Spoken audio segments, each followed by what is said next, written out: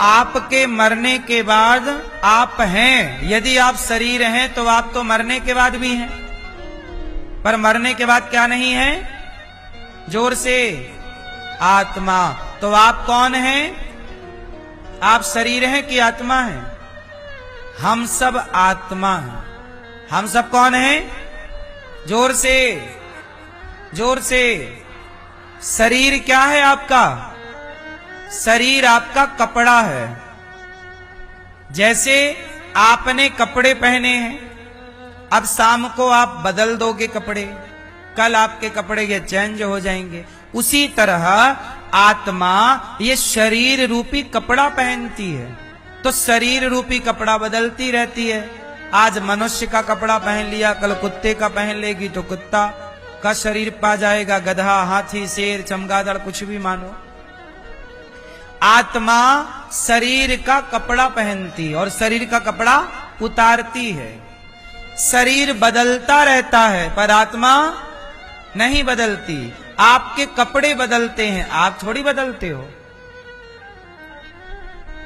आत्मा में परिवर्तन नहीं है, शरीर में परिवर्तन है। शरीर केवल 100 साल के लिए मिलता है और आत्मा करोड़ों साल के लिए है।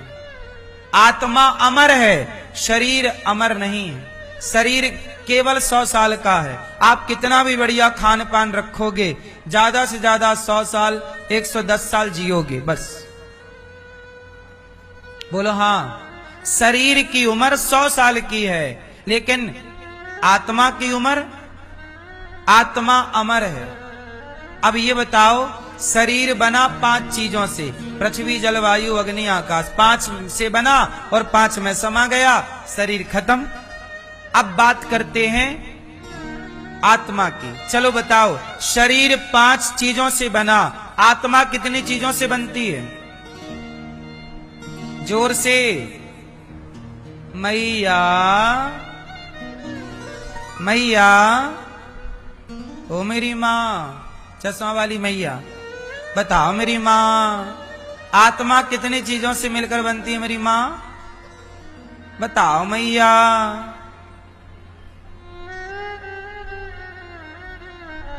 नहीं बताओगी, गुस्सा हो क्या? ठीक है ना, बताओ। ये बहन बताएंगी आत्मा कितनी चीजों से मिलकर बनी है। बताओ। देखो, आप लोग इतनी महंगी महंगी पढ़ाइयां पढ़ते हैं स्कूलों में पैसा देके, लेकिन आपको स्कूलों में आपका ही ज्ञान नहीं कराया जाता कि आप कौन हैं, आपका शरीर कैसे बनता है। आपको ये नहीं पढ़ाया जा रहा है, जबकि आत्मा की शिक्षा सबको मिलनी चाहिए। आत्मज्ञान सबको होना चाहिए। यदि आत्मज्ञान सबको हो गया तो आदमी फिर गलत काम करेगा ही क्यों? गलत काम करता ही इसलिए है क्योंकि आत्मज्ञान नहीं है। अब आत्मज्ञान की कोई शिक्षा हमारे देश के किसी भी स्कूल में नहीं है, सरकारी किसी भी सिलेबस में नहीं है। आत्मा कितनी चीजों से मिलकर बनती है? आत्मा, शरीर तो 5 चीजों से बना, पर आत्मा 1 से बनती है। आत्मा किससे बनी? परमात्मा से। परमात्मा का ही अंश आत्मा है, ईश्वर अंश, जीव अविनाशी। जैसे आप में से कितनों के घर में गंगा जल है? आप में से कितनों के घर में गंगा जल है? अब बताओ कि वो गंगा है आपके घर में या गंगा का अंश है? बोलो। जो आपके घर में गंगा जल भरा है बोतल में, वो गंगा है कि गंगा का अंश है? गंगा नहीं है ना वो। गंगा तो बह रही है, तुम्हारे घर में तो बोतल में भरा है पानी। गंगा तो बह रही है, उस बहती गंगा से 1 बोतल पानी आपने निकाल लिया तो वो बोतल का पानी जो है वो गंगा का अंश है। और गंगा क्या बन गई? अंशी। गंगा है अंशी, और वह बोतल भर पानी क्या हो गया? अंशी का। बोलो, साथ दो, मेरा बोलने में समझ में आए, हमें लगे तो आपको समझ में आ रहा। गंगा क्या है?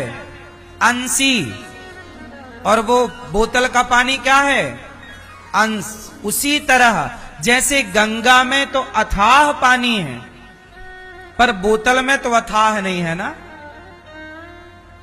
उसी तरह ईश्वर का अंश, जैसे गंगा का अंश आपके घर में गंगा जल के रूप में है, ऐसे ईश्वर का अंश ही आत्मा के रूप में सबके भीतर विराजा है।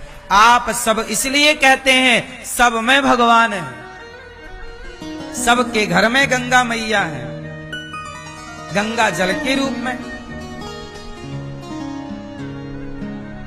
हाँ या ना? उसी तरह सबके भीतर ईश्वर है। किस रूप में? आत्मा के रूप में। साइंस उसे एनर्जी कहता है, आध्यात्म उसे आत्मा कहता है। भाषा अलग अलग है, मान्यता एक है। उसी को आत्मा कहते हैं। वो आत्मा निकल गई तो आप खड़े खड़े गिर जाओगे। तो आप कौन हैं? बोलो, आप ईश्वर के अंश हैं। आप कौन है? ईश्वर के अंश हैं। गंगा का पानी आपके घर में जो है वो गंगा का ही तो पानी है ना। ऐसे आप लोग ईश्वर के ही तो अंश हैं ना। कोई आप ईश्वर से अलग थोड़ी है। चींटी के अंदर भी ईश्वर का अंश है आत्मा के रूप में। हाथी के भीतर भी ईश्वर का अंश है हाथी के रूप में। इसलिए आपकी आंखों से आप नहीं देखते, भगवान ही देखते हैं। आपके कानों से आप नहीं सुनते, भगवान ही सुनते हैं। जैसे आपका मोबाइल है, एक बात बताओ, आपका मोबाइल हर समय आपकी बात सुनता है कि नहीं? यदि उसका सॉफ्टवेयर एक्टिवेट कर दिया जाए, जहां आपका एंड्रॉयड मोबाइल है, तो पूरे एक्सेस तो उसके पास है ना, जो एंड्रॉयड कंपनी बना के आपको दी है। वो चाहे तो अपने आप आपके मोबाइल का कैमरा एक्टिवेट हो जाए, आपको पता ही नहीं लगेगा कि कौन सी बात कैमरा सुन रहा है, कौन सी बात मोबाइल नहीं सुन रहा और सुन रहा। आपको तो लगा मेरा मोबाइल बंद है, पर फिर भी वो सब रिकॉर्ड कर सकता है कि नहीं? यदि ऊपर हेड में बैठा सॉफ्टवेयर चाह ले तो। बोलो हाँ। ये बात समझ रहे हो मेरी कि नहीं? मतलब मोबाइल आपका है, पर मोबाइल देखेगा वही जो एंड्रॉयड बनाने वाली कंपनी चाहेगी। वो जब चाहे आपकी बात सुन सकती है, क्योंकि आपके आसपास मोबाइल है। आपको लग रहा है मेरे मोबाइल पर कोई रिकॉर्डिंग थोड़ी हो रही है, पर रिकॉर्डिंग नहीं हो रही है। फिर भी आपका मोबाइल चाहे तो बिना रिकॉर्डिंग कुछ भी किए, आपका हाथ ना लगाओ, फिर भी वो वहां रिकॉर्डिंग कर सकता है, यदि सॉफ्टवेयर चाह ले तो।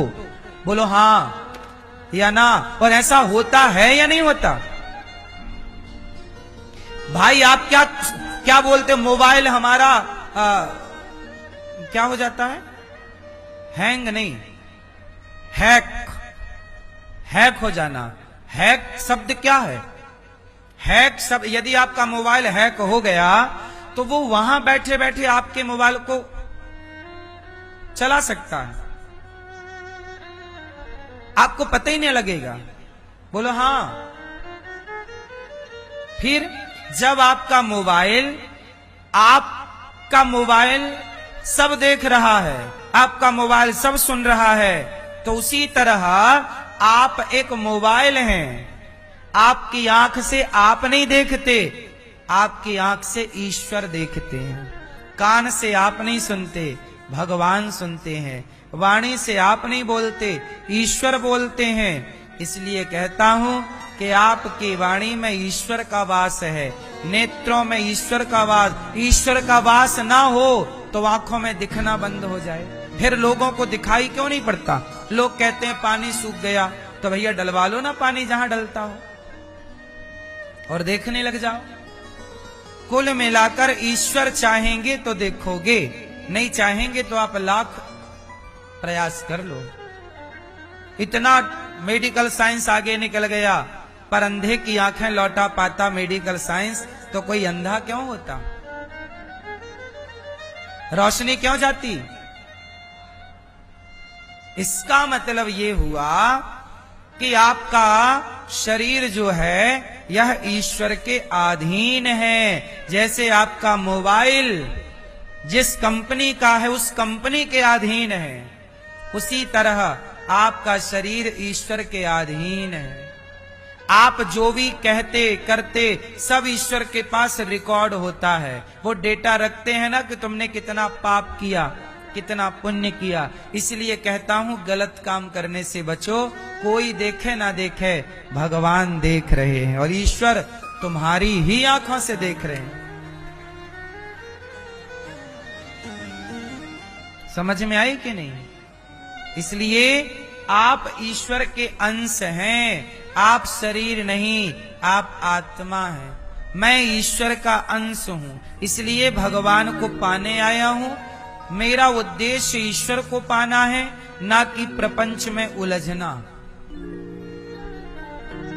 आप किसके अंश हो? जोर से, फिर से, अच्छे से बोलते भी नहीं है ना आप लोग। इतने लोग बैठे हैं, एक साथ बोलें कितना अच्छा लगेगा। आप किसके अंश हो? हाँ, ईश्वर के अंश, भगवान के। चलो ये बताओ, पानी जब बरसता है तो बह के किस तरफ जाता है? हिमालय की तरफ कि समुद्र की तरफ? आज तक पानी बह के हिमालय की तरफ गया? क्यों नहीं गया? क्योंकि पानी किसका अंश है? समुद्र का। पानी किसका अंश है? हमेशा अंश अंशी की तरफ भागता है। अंश है जल और समुद्र है अंशी। क्योंकि जब बाष्पीकरण होता है, बादल बनते हैं, तो बादल पानी कहां से उठाते हैं? समुद्र से ना बाष्पीकरण होता है अधिक मात्रा में। बोलो हाँ कि ना? तो ये बताओ, पानी किस तरफ भागता है? समुद्र की। अच्छा, धरती में हर चीज ऊपर से नीचे गिरती है क्योंकि गुरुत्वाकर्षण है। ये गिर गई। ये बताओ कि हर चीज ऊपर से नीचे क्यों गिरती है? गुरुत्वाकर्षण, ये तो ठीक है, दूसरा कारण बताओ। सिद्धांत पे बात कर रहा हूं, बताओ कोई भी चीज ऊपर से नीचे क्यों गिरती है? मतलब गिरती है, ऊपर ही क्यों नहीं रहती, नीचे क्यों गिरती है? क्योंकि इस संसार की हर चीज इस धरती का ही अंश है। इस पुष्प में पृथ्वी तत्व है या नहीं? बोलो। आपके शरीर में भी पृथ्वी तत्व है, पृथ्वी जलवायु अग्नि आकाश। इस पुष्प में भी पृथ्वी तत्व है और इसमें पृथ्वी तत्व ज्यादा है। आपके शरीर में जल तत्व कम है पर पृथ्वी तत्व ज्यादा है। बोलो हाँ, जल तत्व की मात्रा भी भारी है पर पृथ्वी तत्व और भारी है। आपका पूरा स्ट्रक्चर पृथ्वी तत्व है। बोलो हाँ। तो ध्यान से सुनने की बात है कि ये पुष्प में पृथ्वी तत्व है, इसलिए पृथ्वी का अंश हो गया ये सब। मैं भी पृथ्वी का अंश हूं, ये पुष्प भी पृथ्वी का अंश है, तिनका भी पृथ्वी का अंश है और हमेशा अंश अपने अंशी की तरफ खींचता है। इसलिए चीजें, अब एक चीज है जो ऊपर से नीचे नहीं जाती, नीचे से ऊपर जाती है। बताओ क्या? हर चीज गुरुत्वाकर्षण, हर चीज ऊपर से नीचे आती है, पर एक चीज है जो नीचे से ऊपर की तरफ जाती है। बताओ क्या? मैया खड़ी हो गई मेरी माँ, बैठ जाओ मेरी मैया। बताओ वो कौन सी चीज है जो नीचे से ऊपर जाती है? आप बताओ क्या? क्या क्या? अग्नि। जब आप माचिस की तीली जलाओगे तो माचिस की तीली में जो ज्योत जलेगी वो नीचे की तरफ जाएगी कि ऊपर की तरफ? बोलो क्यों? जब हर चीज ऊपर से नीचे गिरती है तो आग की लपटें नीचे क्यों नहीं जाती? आग की लपटें ऊपर क्यों जाती हैं? क्योंकि आग किसका अंश है? आग किसका अंश है? सूर्य का। आग किसका अंश है? सूर्य का। आग अंश है और सूर्य अंशी है, इसलिए अंश हमेशा अंशी की ओर खिंचता है, इसलिए अग्नि ऊपर की ओर जाती है। ये सिद्धांत है। ये सब पढ़ाने का विषय है, बच्चों को स्कूलों में नहीं पढ़ाया जाता कुछ। ये विज्ञान है, ये साइंस है, लेकिन हमारा अपना भारतीय विज्ञान नहीं पढ़ाते, ये कचरा पढ़ाते रहते हैं बच्चों को।